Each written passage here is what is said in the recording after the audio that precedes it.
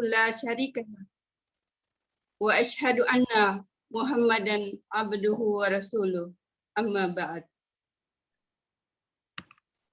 Syukur alhamdulillah kita panjatkan kehadirat Allah Subhanahu wa taala karena pada malam hari ini kita diberikan kesehatan dan kesempatan sehingga bisa mengikuti pengajian rutin Rumah Sakit Ibu dan Anak Siti Hadijah 1 Muhammadiyah Cabang Makassar yang kali ini bertema hikmah Isra dan Mi'raj Nabi Muhammad Sallallahu Alaihi Wasallam.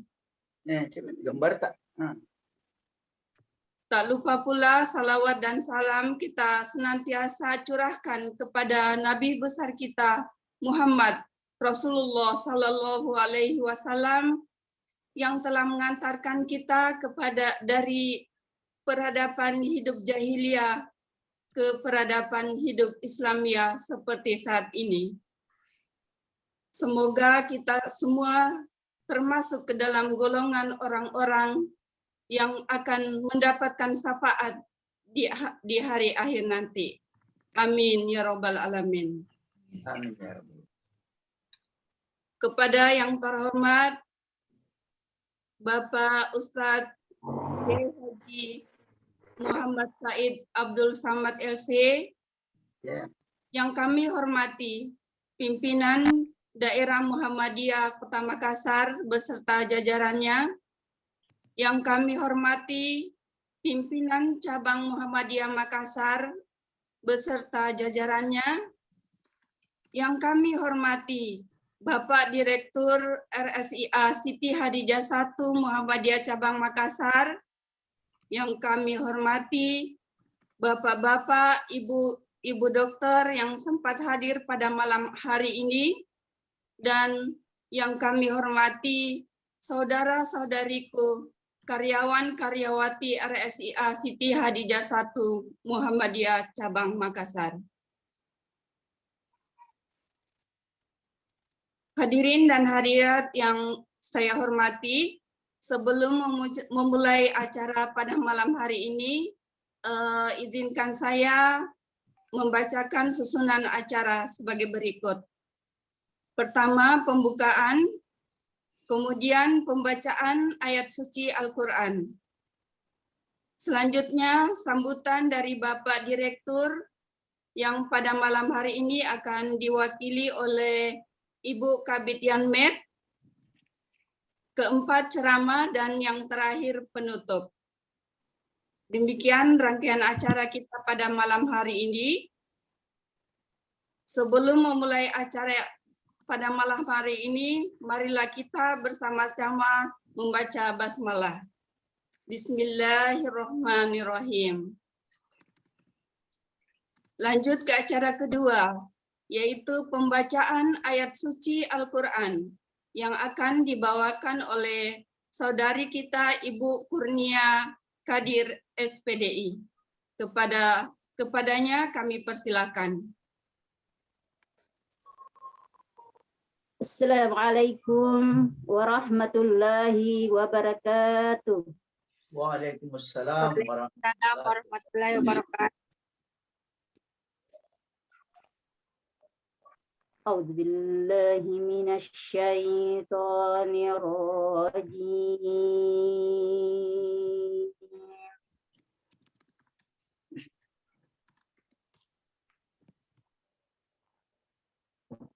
Bismillahirrahmanirrahim.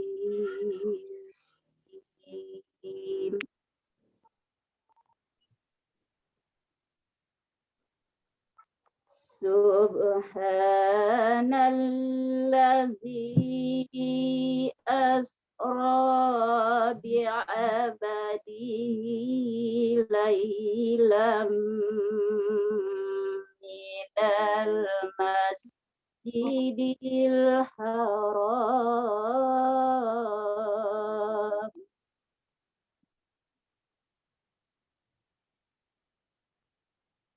laylam minal masjidil harami المسجد الأقصى الذي باركنا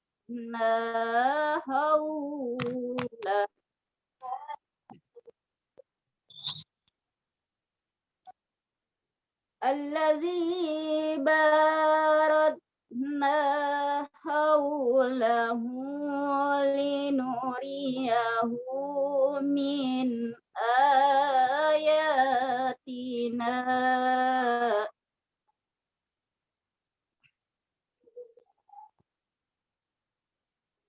إنه هو السميع البصير.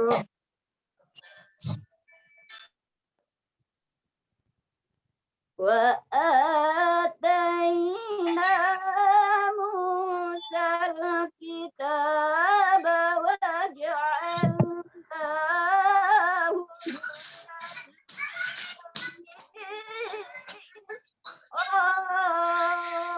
إسرائيل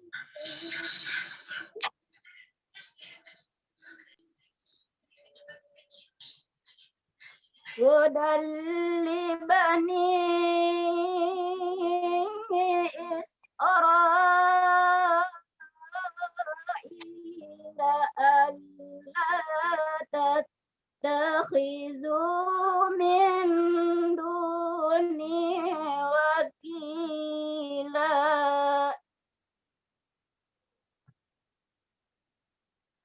ذرية من حملنا مع نوح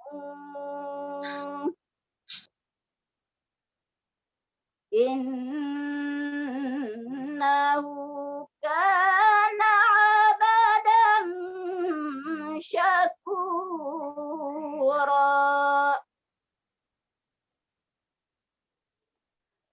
وقضينا إلى بني إسرائيل في الكتاب لتفسدن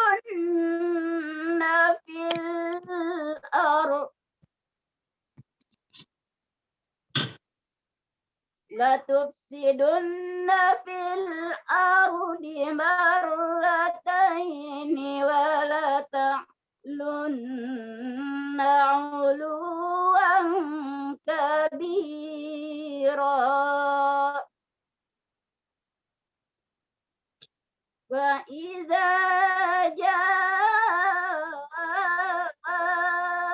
وعد أولاهما بعثنا عليكم عبادا لنا أولي بأس شديد فجاسوا خلال الديار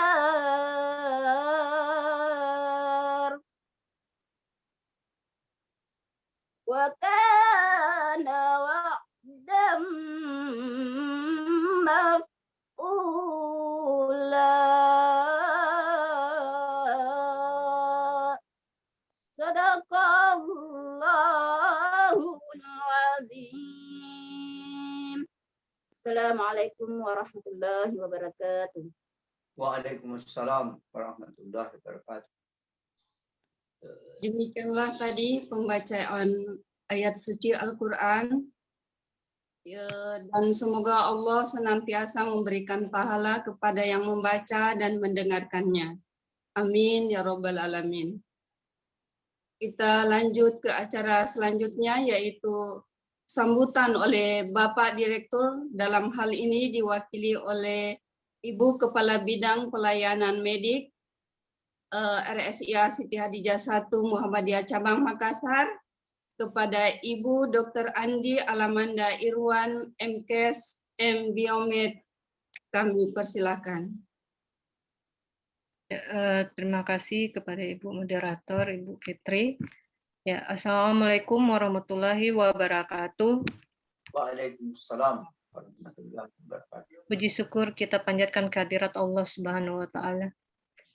Sebab pada malam ini kita masih diberikan kesehatan dan kekuatan sehingga kita masih dapat berkumpul secara daring kembali dalam rangka mengikuti acara pengajian bulanan Rumah Sakit Ibu dan Anak Siti Hadijah 1 Muhammadiyah Makassar yang pada malam ini bertemakan hikmah Isra Mi'raj Nabi Muhammad SAW. Allahumma shalli wa sallim. Salawat teriring salam tidak lupa kita sanjungkan kepada beliau Nabi besar Muhammad SAW. Allahumma shalli wa sallim. Dan para sahabat-sahabat beliau yang telah memberikan petunjuk kepada kita dalam melaksanakan amanah yang menjadi tanggung jawab untuk kita semua kelak. Yang saya hormati Kepala Cabang Pimpinan Cabang Muhammadiyah dalam hal ini diwakili oleh Bapak Fadli. Yang saya hormati Direktur RSCA Siti Hadijah 1 Muhammadiyah Makassar yang saat ini kondisi lagi kurang sehat, yang mudah-mudahan diberikan kesembuhan, Dok. Dr. Jusli spesialis anak, dan terlebih utama kepada narasumber kita yang hadir pada malam ini, Ustadz Haji Muhammad Said Abdul Samad LC, guru-guru saya yang mungkin bersempat hadir di malam ini, teman sejawat saya, para kepala bidang, kepala instalasi, kepala unit, kepala ruangan, dan serta rekan-rekan yang berada di Rumah Sakit Siti Hadijah 1 Muhammadiyah Makassar. Yang insya Allah kita semua dirahmati oleh Allah Subhanahu wa Ta'ala. Untuk mempersingkat waktu, semoga ceramah yang akan dibawakan oleh narasumber kita malam ini bisa menjadikan pengingat bagi kita semua dalam memaknai Isra Mi'raj di kehidupan kita saat ini sebagai insan Allah dan para pengikut baginda Rasulullah SAW. Amin ya rabbal alamin. Ya, sekian kata sambutan dari saya. Wabillahi taufiq wal hidayah. Wassalamualaikum warahmatullahi wabarakatuh. Waalaikumsalam. Wabarakatuh. Terima kasih kepada Ibu Dr. Anji Alamanda Irwan, MPes, Biomed yang telah memberikan sambutannya. Kita melangkah ke acara selanjutnya, acara inti yaitu ceramah yang akan dibawakan oleh Bapak Ustadz Kiai Haji Muhammad Said Abdul Samad LC dengan tema Hikmah Isra Mi'raj Nabi Muhammad Sallallahu Alaihi Wasallam. Kepada Bapak Ustadz kami persilahkan. Terima kasih. Bismillahirrahmanirrahim. Assalamualaikum warahmatullahi wabarakatuh. Waalaikumsalam. Tidak anjing terus nih. Diwakili. Syukurillah wassalatu wassalamu ala Rasulillah wa ala alihi. Silakan Dokter Fadli. Siapa nama Fadli? Fadli. Hormati Bapak Direktur Rumah Sakit Ibu dan Anak Siti Hadijah, begitu pula dan seluruh jajarannya, kepala bidang, kepala unit, kepala ruangan, dan kepada pimpinan cabang Muhammadiyah Makassar dan seluruh jajarannya yang diwakili oleh Ananda Ustadz Fadli, dan moderator dan pembaca Al-Quran dan seluruh keluarga besar Rumah Sakit Ibu Anak Siti Hadijah. Saya merasa bersyukur kepada Allah Subhanahu wa Ta'ala mendapat kesempatan untuk menyampaikan beberapa hikmah-hikmah daripada Isra Mi'raj Nabi Muhammad Sallallahu Alaihi Wasallam. Mudah-mudahan seluruh yang mengikuti kegiatan ini, termasuk yang disebut oleh Allah Subhanahu wa Ta'ala dalam firman-Nya yang mengatakan, A'udzubillahi minasyaitonirrajim. Fabashshir ibadil ladzina yastami'unal qaula fayattabi'una ahsanahu. Gembirakanlah hamba-hambaku yang suka mendengarkan perkataan lalu dia mengikuti yang baik dari perkataan itu. Siapa-siapa yang suka mendengar perkataan, apalagi ceramah agama, apalagi firman Allah dan sabda Nabi sallallahu alaihi wasallam, lalu dia mengikuti yang baik dari apa yang sebentar dia dengarkan, ulaikal ladzina hadahumullah, mereka itulah orang yang mendapat petunjuk dari Allah. Wa ulaika hum ulul albab, dan mereka lah orang yang cerdik hidup di dunia karena suka mendengarkan nasihat dan mengikuti nasihat itu. Kepada seluruh keluarga Rumah Sakit Ibu Ana Siti Hadijah, saya mengingatkan bahwa salah satu penyesalan manusia sebentar di akhirat ialah kalau di dunia ini dia tidak suka mendengar. Maka dia akan menyesal nanti di akhirat. Yaitu dalam surat Al-Mulk. Tabarakalladzi biyadihil mulku wa huwa ala kulli syai'in qadir. Ini adalah surat yang dianjurkan kita baca setiap malam. Di mana disebutkan dalam hadis Nabi, siapa-siapa yang suka membaca surat Mulk setiap malam, maka insya Allah dijaga dari siksa kubur.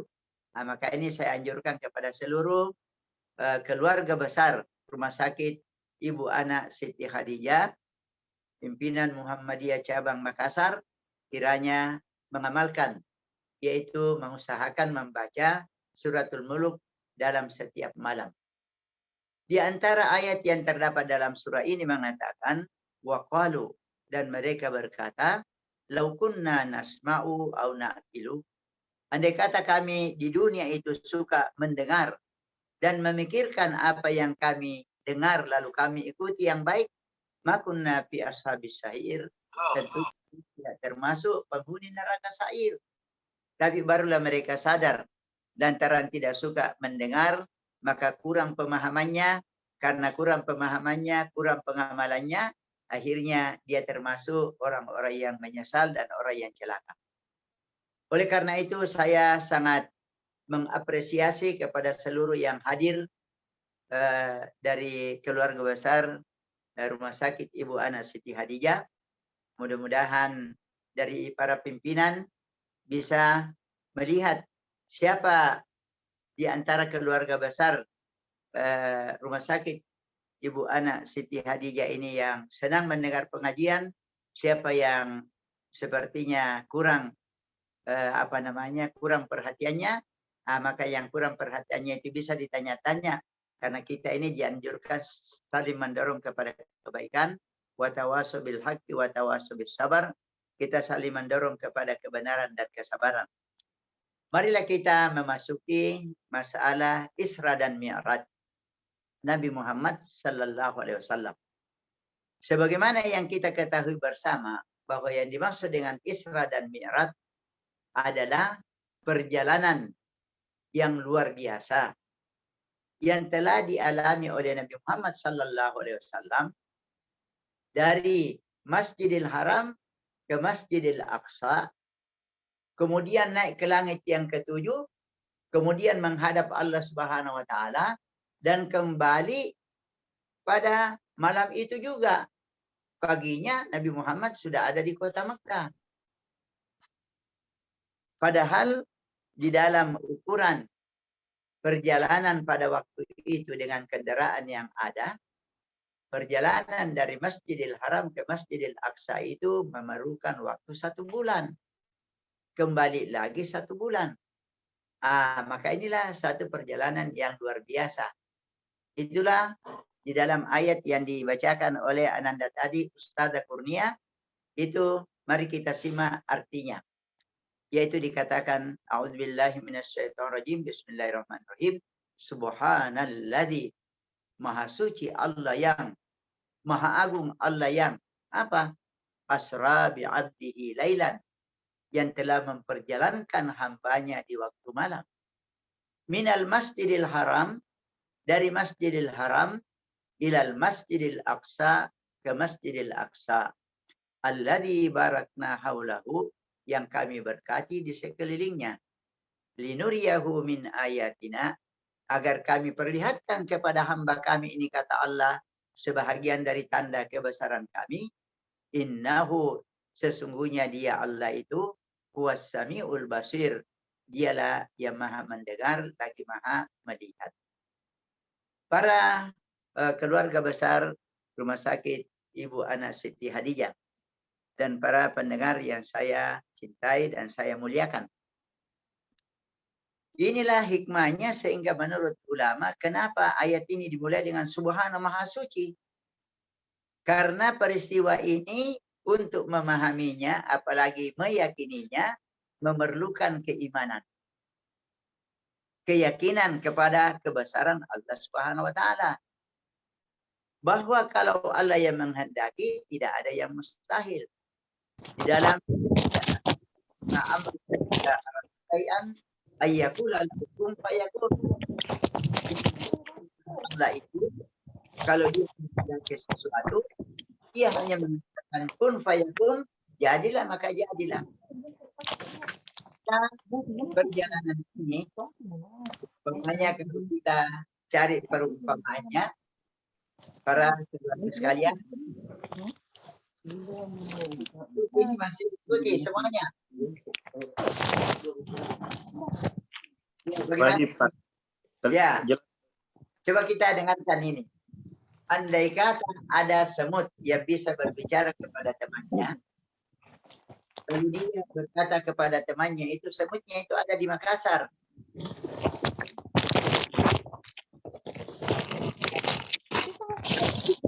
Pagi, saya itu ke Jakarta. Dari sore, saya sudah kembali. Wah, kira-kira bagaimana ini sambutan dari semut yang lain? Andai kata semut ini mengetahui jaraknya antara dia katakan tidak masuk akal. Mana bisa? Kita semut ini kalau berjalan kan lambat. Bagaimana bisa? Pagi berangkat ke Jakarta, sore sudah kembali. Bagaimana? Mungkin. Tapi ternyata semut yang bicara ini mengatakan, rahasianya itu, kawan, saya itu kebetulan menyelinap di tas tuan saya di rumah yang saya tempati. Saya bersembunyi di situ. Ternyata ibu ini, ya tuan rumah ini, ibu ini berangkat ke Jakarta tadi pagi. Kemudian kembali pada waktu sore setelah selesai urusannya. Jadi bagaimana ini kira-kira? Tentunya ini adalah satu hal yang bisa saja terjadi. Karena artinya ini semut bukan dia yang berjalan sendiri, tapi dia yang diperjalankan. Begitulah yang dialami oleh Nabi Muhammad SAW, sehingga dikatakan Maha Suci Allah yang telah memperjalankan hambanya di waktu malam. Apalagi kendaraannya itu disebut burak. Kata-kata burak itu dari kata albarku, kilat. Jadi secepat kilat. Tapi ternyata perjalanan ini merupakan ujian keimanan. Orang-orang kafir yang tadinya tidak percaya kepada Nabi Muhammad SAW, setelah Nabi Muhammad menyampaikan berita ini kepada mereka, wah mereka tambah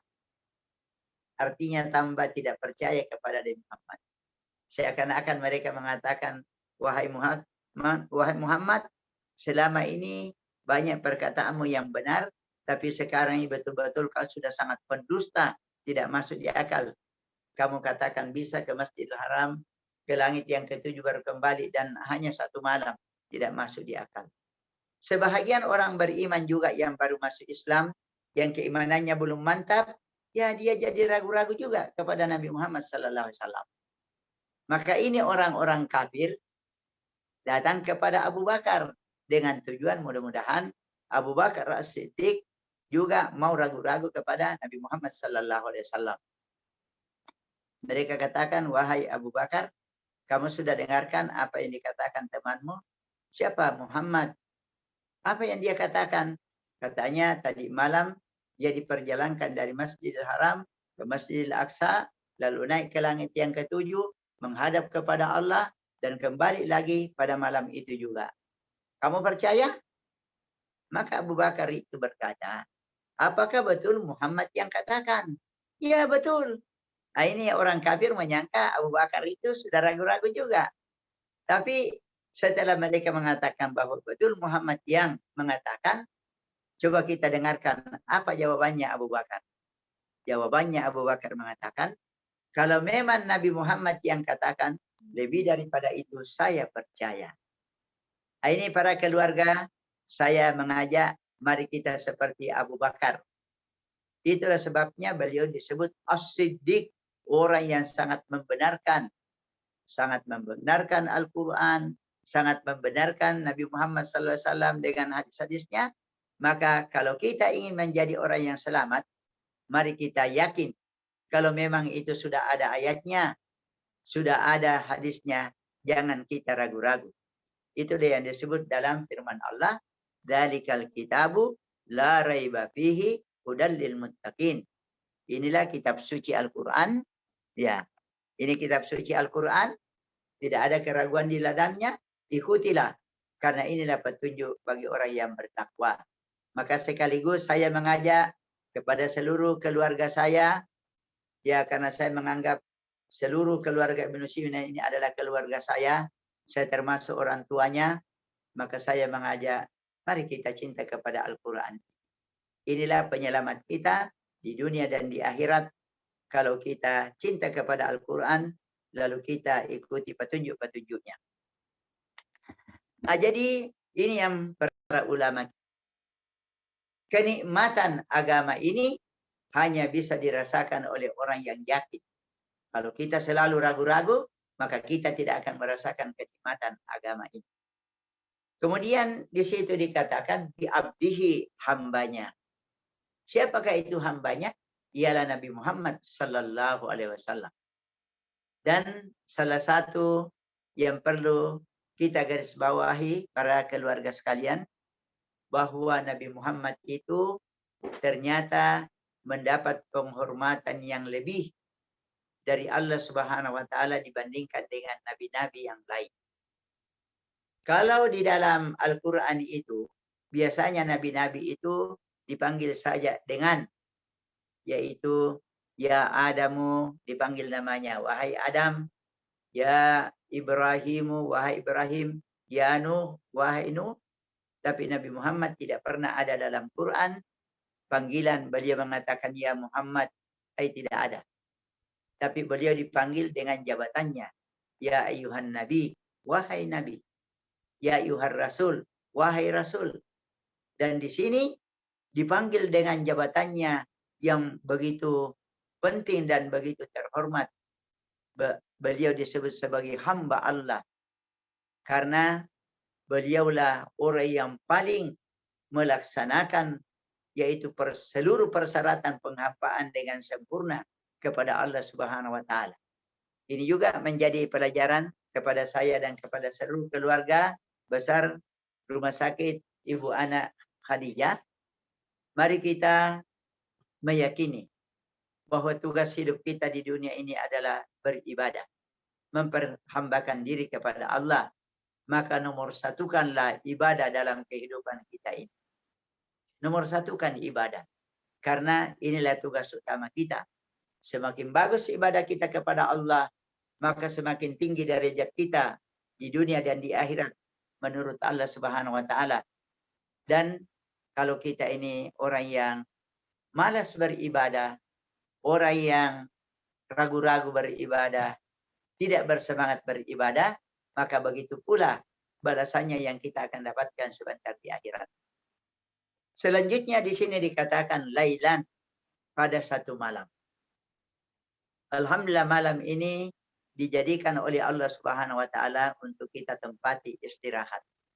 Dan malam ini termasuk tanda kebesaran Allah Subhanahu wa taala. Wa min ayatihi manamukum bil-laili wan-nahar. Termasuk tanda kebesaran Allah tidur kamu di waktu malam dan di waktu siang. Betapapun penatnya kita, lelahnya kita, tapi kalau sudah tidur pada malam hari, alhamdulillah kita bangun dengan kesegaran yang baru. Maka ini satu tanda kebesaran Allah.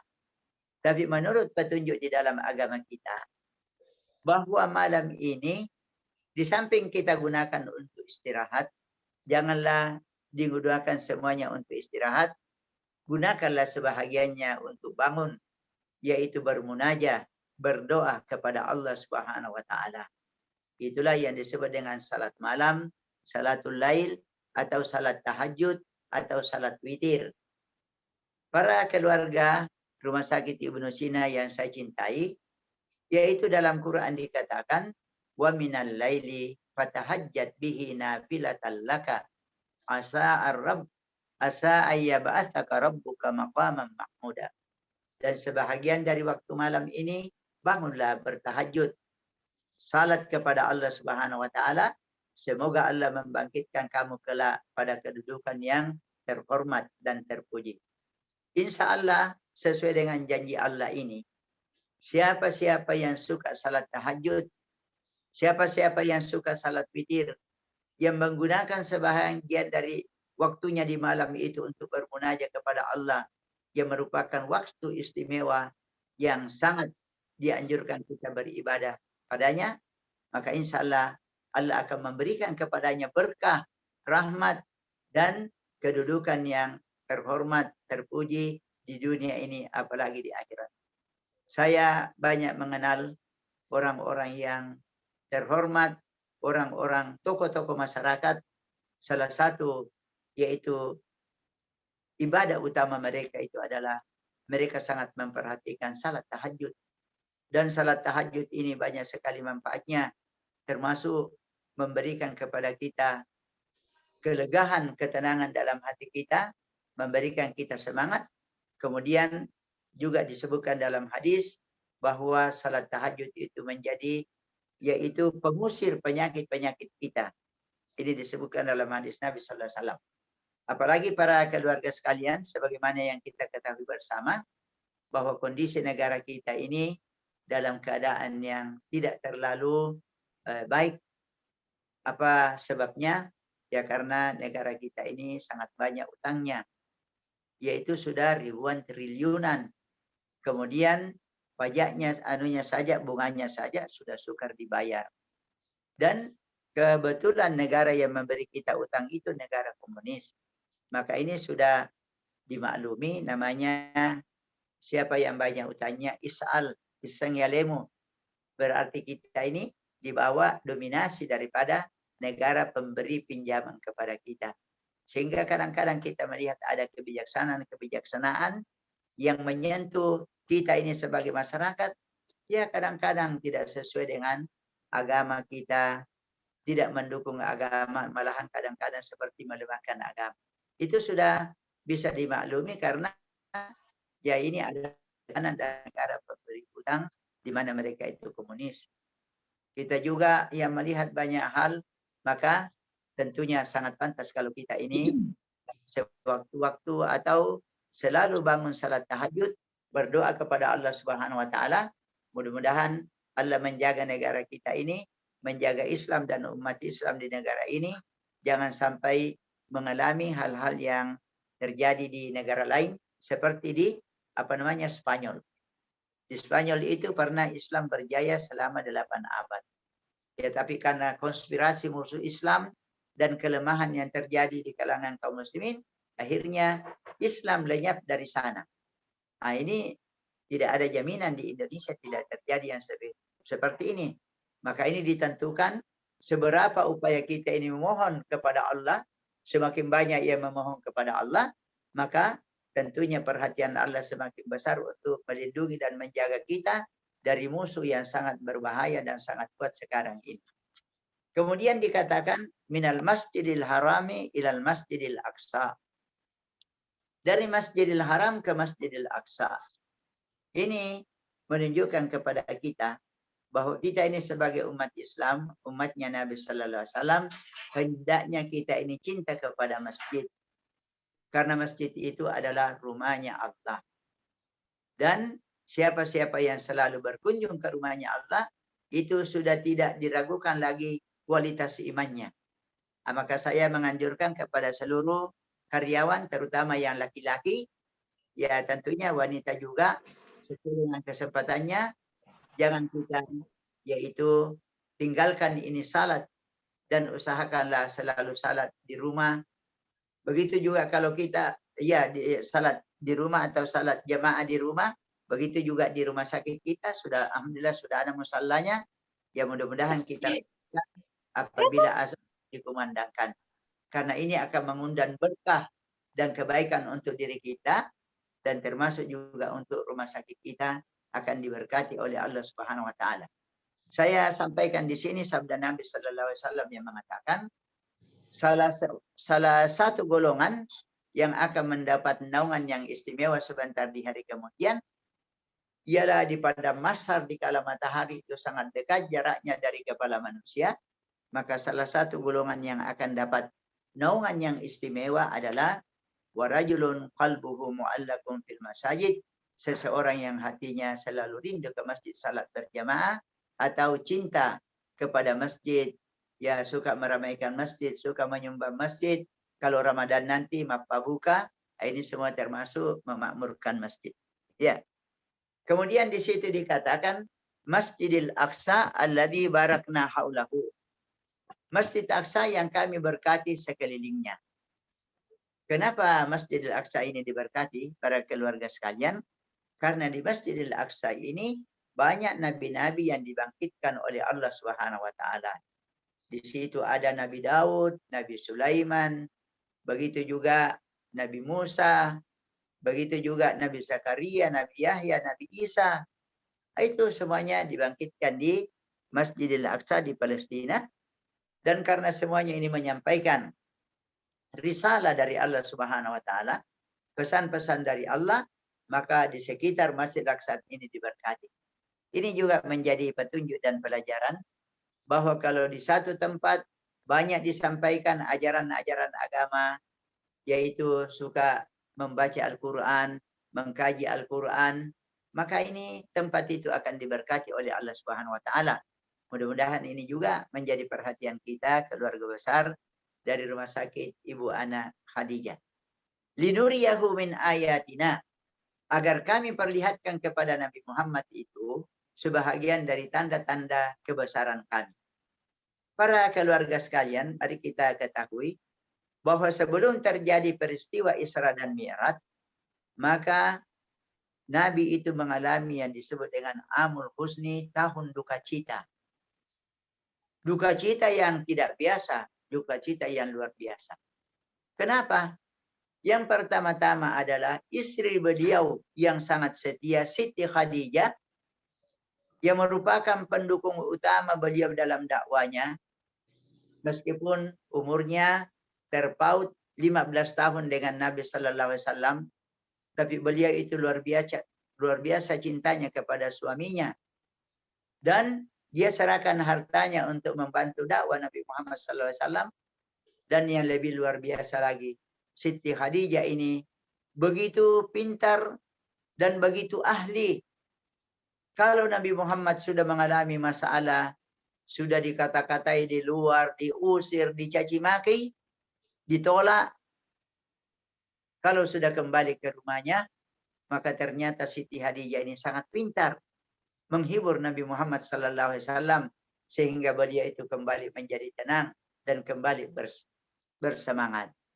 Saya kira ini kepada seluruh ibu-ibu yang ada di Siti Khadijah, jadikanlah yaitu Siti Khadijah radhiyallahu anha ini menjadi tauladan kita. Jadilah istri yang baik, jadilah istri yang setia, yang selalu memberikan yaitu motivasi dan dorongan dan bantuan dan semangat kepada suaminya. Mudah-mudahan kita ini menjadi istri-istri yang salihah, yang disebutkan dalam hadis Nabi Sallallahu Alaihi Wasallam, ad-dunya mata'un wa khairu mata'iha al-mar'atus salihah. Dunia ini penuh dengan kesenangan, tetapi kesenangan yang paling baik di dunia ini kalau seseorang itu mendapatkan istri yang salihah. Kalau dia melihatnya, dia senang melihatnya. Kalau dia menganjurkan kepadanya satu kebaikan, dia mentaati. Dan apabila dia tidak ada di rumah, maka dia menjaga kehormatannya dan menjaga kehormatan suaminya. Inilah yang sangat diharapkan. Karena kebetulan kita juga artinya berada di rumah sakit Khadijah. Kemudian sesudah meninggalnya Siti Khadijah, meninggal lagi pamannya yang bernama Abu Talib. Ya, Abu Talib ini meskipun dia tidak masuk Islam, tapi dia itu sangat berjasa kepada Nabi Muhammad SAW karena beliau sebagai paman dari Nabi SAW sangat cinta kepada kemenakannya, dan apa boleh buat beliau sudah bertekad, ya meskipun banyak tantangannya, dia sudah bertekad akan membela Nabi Muhammad SAW. Maka di situ kita melihat meninggal juga paman yang sangat setia ini dan sangat membantu. Maka ini juga menjadi pelajaran kepada kita. Mari kita suka membantu Nabi Muhammad SAW. Mari kita suka membantu agama ini. Ya. Sedangkan Abu Talib saja yang tidak masuk Islam membantu. Apalagi alhamdulillah di rumah sakit kita ini ada Pak Abu Talib. Alhamdulillah seorang muslim yang baik. Ya, mari kita semuanya berusaha sama dengan Abu Talib itu membantu agama ini. Alhamdulillah di rumah sakit kita ini dibawa yaitu koordinator daripada pimpinan cabang Muhammadiyah. Ya, mudah-mudahan kita membantu Muhammadiyah. Salah satu caranya kita membantu Muhammadiyah, para keluarga sekalian, kalau bisa kita ini mencatat sebagai anggota Muhammadiyah. Yang laki-laki mencatatkan dirinya sebagai anggota Muhammadiyah, yang wanita mencatatkan dirinya sebagai anggota Aisyah. Supaya kita ini bergabung dalam amal usaha. Sehingga kalau ada kebaikan yang dilakukan oleh Muhammadiyah, kita juga dapat pahala karena kita masuk di dalamnya. Begitu juga ada kebaikan yang dilakukan oleh organisasi Aisyah, apakah pendidikan atau pelayanan umat atau kebaikan apa saja, kita termasuk dapat pahalanya karena kita termasuk anggotanya. Dan memang begitu dianjurkan. Dan yakinlah Muhammadiyah dan Aisyah ini tidak akan membawa kita kepada yang salah. Malahan akan membawa kita kepada Islam yang murni. Di sini saya memberi catatan sedikit bahwa biasa saya melihat di mobil kita di rumah sakit Khadijah itu, kalau tidak salah, melayani dengan hati Islami. Mungkin ada yang jawab, melayani dengan hati yang Islami. Ya, hati yang Islami, ya bagus. Tapi ada ini Pak Direktur, ada dalam pikiran saya, tapi namanya ini wacana. Saya ingin mengusulkan melayani dengan ahsanu amala. Melayani dengan amal yang terbaik. Karena ahsanu amala ini ada ayatnya. Alladzi khalaqal mauta wal hayata liyabluwakum ayyukum ahsanu amala. Dia menjadikan bagi kamu kematian dan kehidupan untuk menguji siapa yang paling baik amalnya. Termasuk di sini, paling baik amalnya, paling baik hatinya, paling baik perkataannya, paling baik pelayanannya, tutur katanya. Ini saya kira satu hal yang bisa menjadi motivasi. Tapi ya ini namanya wacana, bisa dipertimbangkan oleh pimpinan dan BPH dan pimpinan cabang. Ya siapa tahu di kemudian hari bisa kita mengadakan perubahan supaya lebih jelas arahnya. Karena memang kata-kata ihsan dalam Quran itu banyak sekali. Wa ahsinu, berbuat baiklah. Innallaha yuhibbul muhsinin. Allah mencintai orang yang suka berbuat kebaikan. Wa ahsinu kama ahsanallahu ilaika. Berbuat baiklah sebagaimana Allah telah berbuat baik kepadamu. Maka kita ingin memberi motivasi di Khadijah ini, seluruh keluarga besar Khadijah, mulai dari BPH-nya, mulai dari pimpinannya, direkturnya, dan wakil direktur, dan seluruh keluarga besar Khadijah, kita ini ingin termotivasi dengan ahsanu amala. Ingin memberikan amal yang terbaik, yaitu hati yang terbaik, perkataan yang terbaik, tutur sapa yang terbaik, dan pelayanan yang terbaik. Tapi ini saya tadi terpikir waktu saya pikir-pikir apa ini mau disampaikan dalam Isra dan Mi'raj. Kemudian para keluarga sekalian, berarti Nabi Muhammad itu mengalami kesedihan yang luar biasa. meninggal istrinya, meninggal pamannya. Kemudian beliau berangkat ke kota Taif mau berdakwah. Jaraknya 80 km jalan kaki. 10 hari 10 malam beliau di sana berdakwah. Tetapi dicaci maki, diusir dengan kasar. Malahan pada akhirnya pemuka masyarakat Taif itu memanggil anak nakal. Lalu menyuruh melempari Nabi Sallallahu Alaihi Wasallam. Sehingga beliau terpaksa keluar dengan kaki yang berdarah. Untung ada sahabatnya yang melindungi beliau dari hujan batu itu. Jadi ini bisa para keluarga Khadijah bayangkan bagaimana kesedihannya Nabi Muhammad.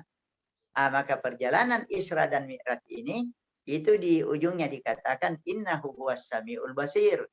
Allah itu maha mendengar dan melihat. Allah mendengar ini semua cacian orang kafir kepada Nabi Muhammad. Allah juga mendengarkan doanya Nabi Muhammad sallallahu alaihi wasallam minta pertolongan kepada Allah. Allah melihat bagaimana perbuatannya orang kafir. Allah juga melihat bagaimana kesabarannya Nabi Muhammad. Maka sekarang Allah ingin memberikan hiburan kepada Nabi Muhammad sallallahu alaihi wasallam dengan perjalanan Isra dan Mi'raj. Untuk apa? Untuk melihat kebesaran Allah.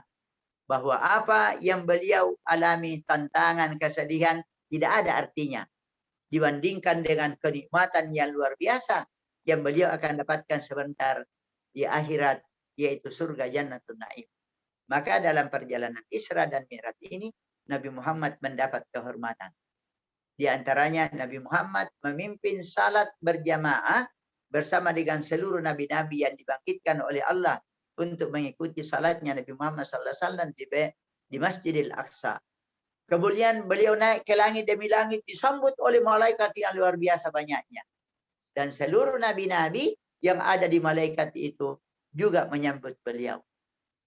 Langit pertama, kedua, ketiga, sampai kepada langit ke-7. Disitulah Nabi Ibrahim. Langit ke-6, disitulah Nabi Musa. Kemudian para keluarga sekalian, Nabi Muhammad SAW diperkenankan melihat surga. Balasan bagi orang-orang yang taat. Setelah beliau melihat kenikmatan surga ini, Masya Allah, hilang seluruh kesedihan beliau. Karena melihat inilah balasan yang akan didapatkan oleh orang yang sabar dalam perjuangannya. Beliau juga melihat neraka. Maka beliau seakan-akan memandang enteng. Ya, biarlah kamu merasa berjaya. Ya, silakan berbuat menurut apa yang kamu sukai. Tapi ini nanti kamu punya tempat. Kemudian yang paling hebat lagi, beliau memasuki satu kawasan yang Jibril tadi yang selalu mengantar beliau sudah tidak bisa masuk dalam kawasan itu. Beliau masuk menghadap kepada Allah Subhanahu wa taala untuk berhadapan langsung dan menerima perintah salat yang awalnya 50 kali akhirnya dikurangi menjadi 5 kali sehari semalam, tetapi nilainya tetap 50 kali pahalanya. Maka disinilah para keluarga sekalian, sekali lagi, saya mengajak, mari kita betul-betul perhatikan ini salat. Keberuntungan kita di dunia dan di akhirat ditentukan oleh salat. Kalau kita perhatikan salat, maka Allah perhatikan kita. Siapa yang meringan-ringankan salat, memandang enteng salat, elok-elok napi napogawi, mau-maunya, suka-sukanya, dia nomor 10-kan salat, maka dia akan di nomor 10-kan juga oleh Allah Subhanahu wa taala. Dia tidak akan dipandang nanti oleh Allah Subhanahu wa taala. Maka saya mengajak seluruh keluarga besar, yaitu Rumah Sakit Ibnu Sina, mari kita perhatikan masalah salat ini. Dan saya tambahkan lagi sedikit, bahwa salat yang kita kerjakan ini, jangan sekedar salat saja. Tetapi dalam Quran itu dikatakan beruntunglah orang yang beriman yang khusyuk dalam salatnya. Ada juga yang mengatakan, ayat mengatakan, celakalah orang-orang yang salat, yang lalai dan melalaikan salat. Maka tentunya kita ingin termasuk orang yang beruntung, maka bagaimanakah salat yang khusyuk itu salat yang baik? Mari kita dengarkan dengan baik secara singkat. Pertama-tama, kita itu disuruh salat supaya mengingat Allah. Wa aqimis salata lidzikri. Bukan mengingat pekerjaan, mengingat rumah tangga, mengingat keluarga, tidak. Mengingat Allah. Jadi kapan kita salat? Untuk sementara Itulah hikmahnya menurut ulama kita begini. Allahu Akbar. Berarti semua ini yang lain di belakang. Dunia di belakang, keluarga, tugas ini di belakang semua. Sekarang kita fokus menghadapkan diri kepada kebesaran Allah. Ya. Nah ini. Dan kalau kita pikiran kita melenceng ke kiri, ke kanan, ya tarik lagi.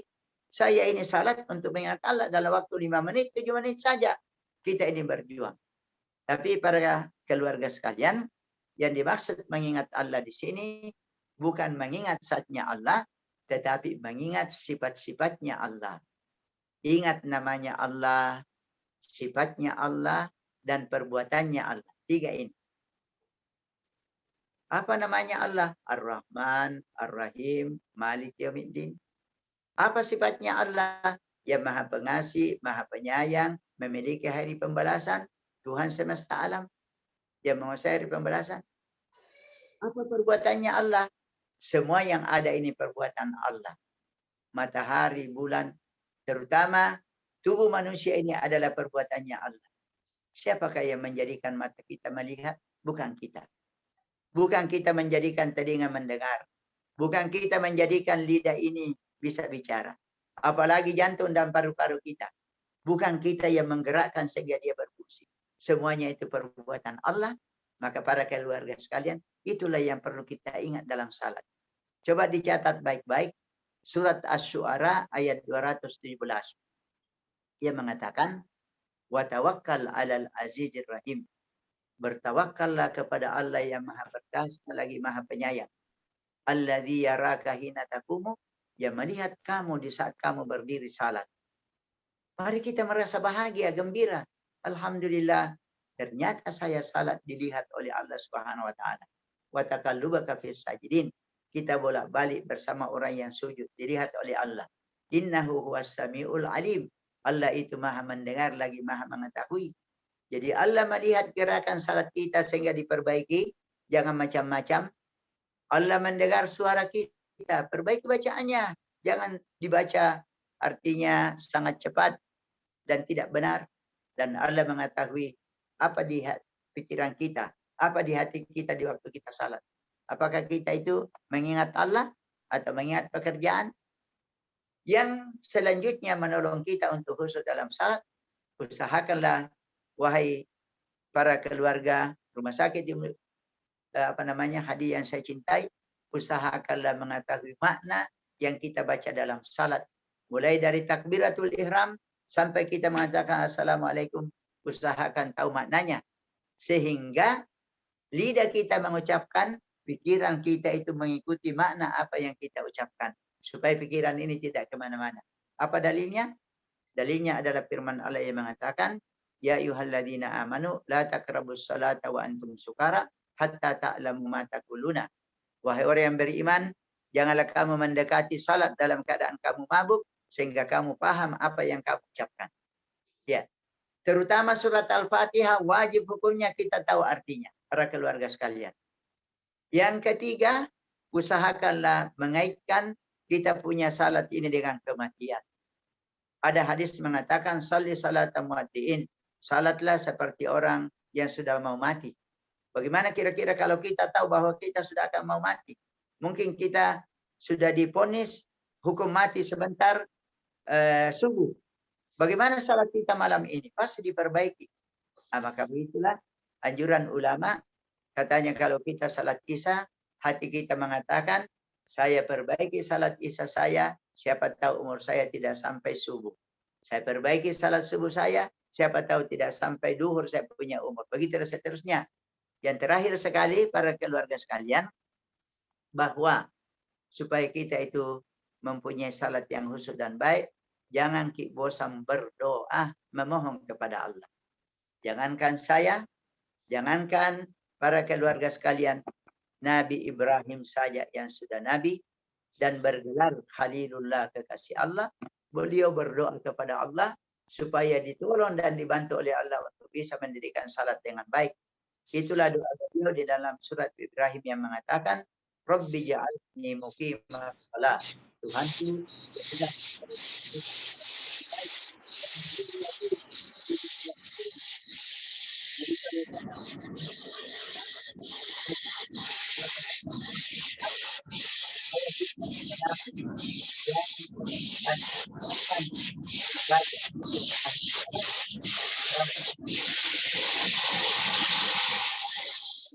ke atas untuk selalu zikir kepada ketika dan memperbaiki ibadah kepadamu. Ya, yang saya sampaikan yang berkaitan dengan acara Isra dan Mi'raj dan hikmahnya yaitu salat. Mudah-mudahan apa yang dikatakan dalam sejarah itu bahwa Isra Mi'raj ini adalah hiburan bagi Nabi, maka mari kita jadikan salat juga menjadi hiburan bagi kita dalam masalah-masalah kita hadapi. Kita sampaikan kepada Allah dan mari kita usahakan salat yang kita lakukan ini salat yang diridai oleh Allah Subhanahu wa taala. Kira-kira inilah yang saya sampaikan. Tambahan atau tanggapan atau pertanyaan, dengan hormat diberi kesempatan. Ya, silakan. Assalamualaikum warahmatullahi wabarakatuh. Waalaikumsalam warahmatullahi wabarakatuh. Demikianlah tadi ceramah yang dibawakan oleh Bapak Ustadz Kiai Haji Muhammad Said Abdul Samad SC. Semoga menambah keimanan dan ketakwaan kita. Selanjutnya kami akan membuka sesi tanya jawab bagi seluruh hadirin yang ingin bertanya. Waktu dan tempat kami persilakan.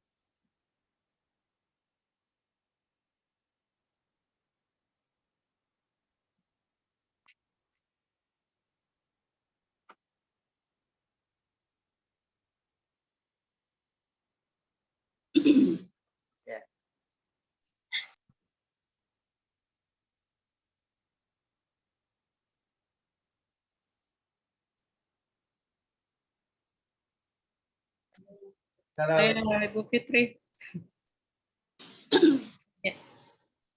Ya, Assalamualaikum Pak Ustadz. Ya. Ya, saya ingin bertanya. Jadi Rasulullah ini diberikan apa ya, seperti kekhususan maupun seperti fasilitas yang sangat dibandingkan nabi-nabi yang lainnya. Sehingga beliau diberikanlah pertemuan itu di malam hari. Mungkinkah ada dalil ataupun mungkin saya tidak tahu tentang apa ya namanya itu, kenapa mesti di malam hari? Kenapa bukan pada siang ataupun sore ataupun pagi? Karena kalau dari Isra Mi'raj itu lebih mengutamakan memang bahwa kalau yang saya simpulkan bahwa ibadah yang kusuk itu pada malam hari ya, dan kalau dibilang tahajud dan sholat malam bukan hanya tahajud ya, itu yang lain-lain juga itu katanya lebih afdol pada malam hari. Apakah ada dalil ataupun apa itu namanya yang kenapa sih menjelaskan malam hari itu? Ya. Terima kasih. Karena malam hari itu ada yang disebut sepertiga malam yang terakhir. Jadi kalau sepertiga malam yang terakhir mungkin mulai jam 2, setengah 3, jam 3, termasuk juga setengah 4, jam 4, itu masih termasuk malam-malam yang terakhir.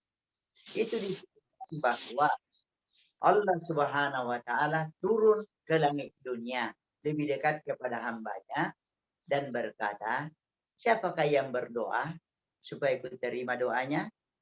Siapakah yang meminta supaya ku penuhi permintaannya? Siapakah yang mohon ampun istighfar, saya akan ampuni.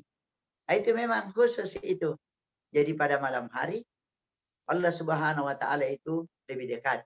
Sementara hamba ini kalau bisa bangun pada malam hari itu, terutama sepertiga malam yang terakhir, dia juga berada dalam posisi yang sangat dekat dengan Allah. Karena ada hadis yang mengatakan saat di mana hamba ini sangat dekat dengan Tuhannya ialah dikala dia bersujud. Maka memang di dalam Al-Quran itu dikatakan inna nasyi'atal laili hiya asyaddu wat'an wa aqwamu qila. Sesungguhnya bangun di waktu malam hari itu lebih kuat pengaruhnya dan menjadikan perkataan dan doa kita ini lebih diterima oleh Allah Subhanahu wa taala. Karena dibandingkan dengan salat siang dan salat malam, di saat tenang, di saat orang pada tidur lalu kita bangun, maka ini merupakan satu keistimewaan yang sangat disukai oleh Allah Subhanahu wa taala. Jadi itulah sebabnya sehingga dalam ayat ini malahan 2 kali sebenarnya disebut malam. Asra itu memperjalankan di malam hari, lailan pada suatu malam. Jadi ini mungkin penekanannya betapa malam ini jangan digunakan semuanya oleh umat Islam untuk tidur, apalagi kalau sekedar hura-hura, main domino, menonton sinetron. Jangan, kita akan rugi. Karena kehidupan kita ini sangat singkat, sedangkan kehidupan kita di akhirat itu begitu lama. Maka kita di dalam ayat itu dikatakan, ahsanu amala, upayakanlah selalu melakukan yang terbaik. Di antara yang terbaik itu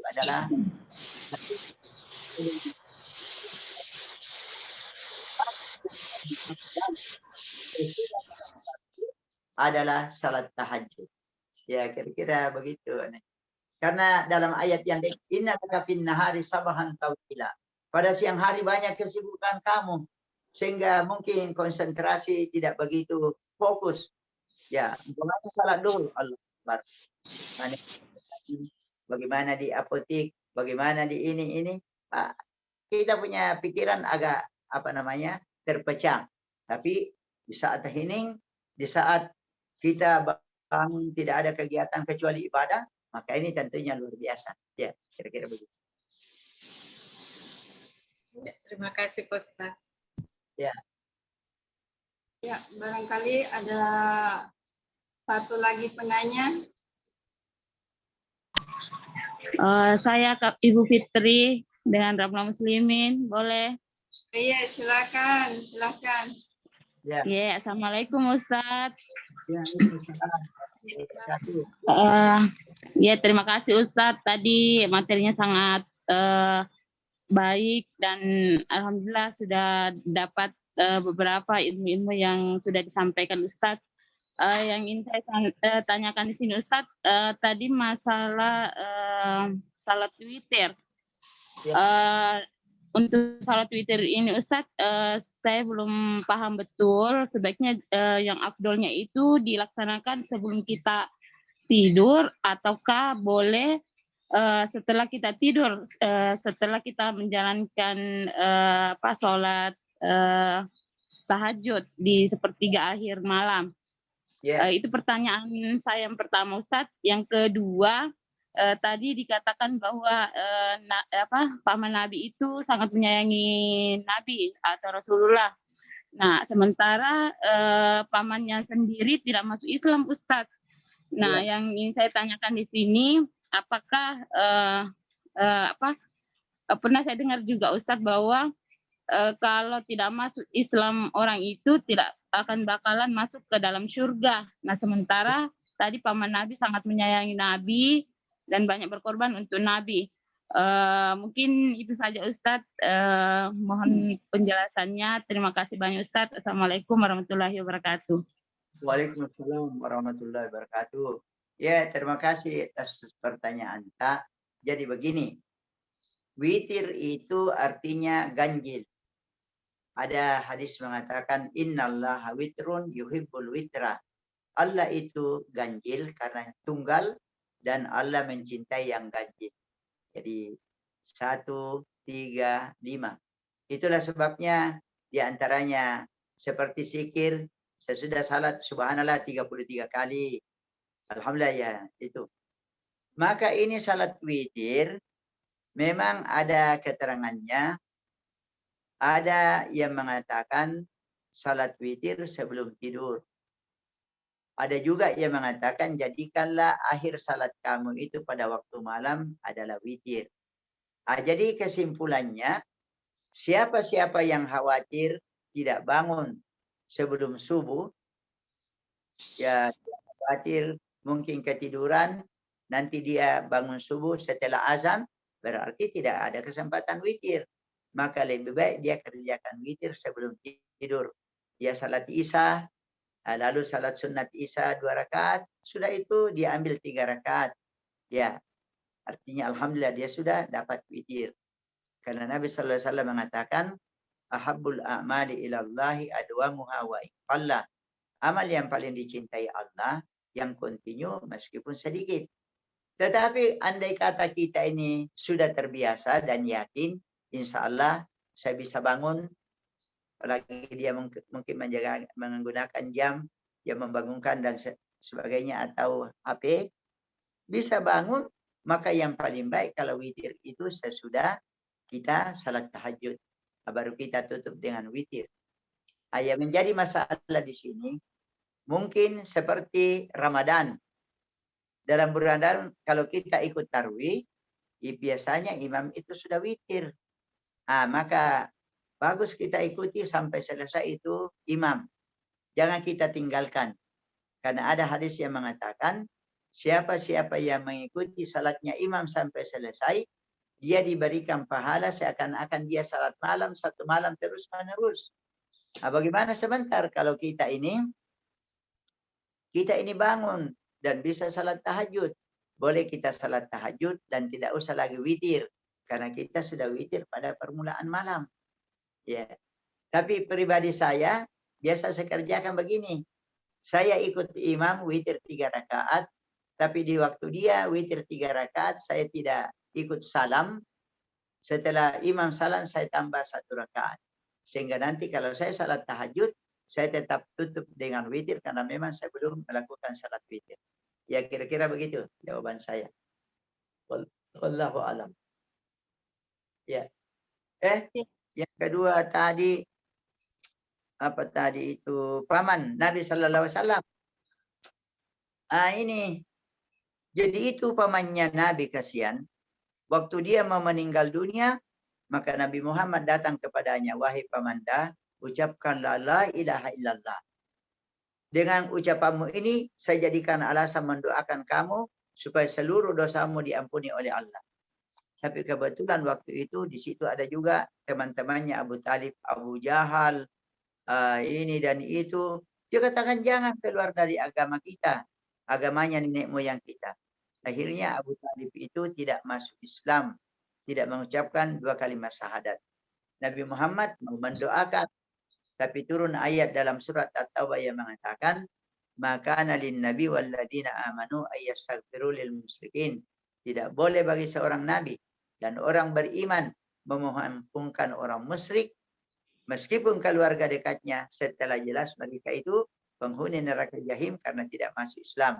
Maka Nabi Muhammad mengatakan mudah-mudahan bermanfaat juga jasa-jasa paman saya kepada saya. Meskipun dia tidak masuk ke dalam surga, tapi mudah-mudahan dia itu ditempatkan di neraka yang paling ringan. Jadi sudah benar pernyataan kita, siapa yang tidak masuk Islam tidak masuk surga, tapi dengan adanya bantuannya kepada Nabi itu diringankan siksaannya di dalam neraka. Ya, begitu.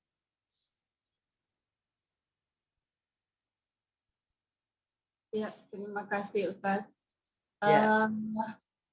Demikianlah rangkaian acara pengajian kita pada malam hari ini.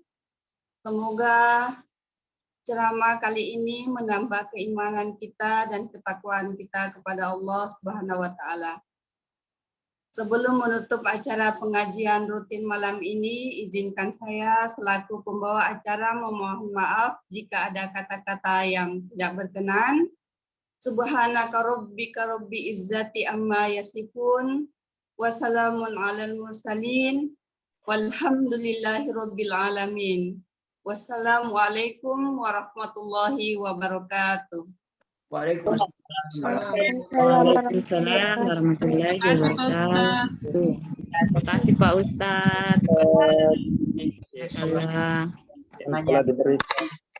Ya, terima kasih. Assalamualaikum warahmatullahi wabarakatuh. Saya pamit juga. Assalamualaikum warahmatullahi wabarakatuh. Terima kasih. Waalaikumsalam warahmatullahi wabarakatuh.